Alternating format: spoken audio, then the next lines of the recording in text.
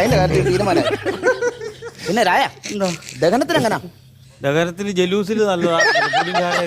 അതല്ല ഞാൻ പറഞ്ഞത്, അളിയനെ ചെതലെടുക്കണ്ടായോന്ന്. അളനെ ചെതലെടുക്കാൻ അളിയൻ തോട്ടാ തടിപ്പലകയാണ്. എന്റെ ദൈവം രാവിലെ പറയാം, എടാ ചെതയുടെ കാര്യമൊക്കെ റെഡിയാക്കി പുള്ളിയെ കൊണ്ട് കത്തിക്കണ്ടായോ? എന്നാ വർത്താനം പറയരുത്. എടാ ഇന്നലെ വൈകുന്നേരം കള്ളു കുടിച്ചോണ്ടിരുന്നിട്ട് നീ അല്ലേ എന്റെ കാര്യം മേടിച്ചതല്ലേ ഏർപ്പാടാക്കാന്ന് പറഞ്ഞു പോയത്. ഞാൻ മറന്നു പോയതാ.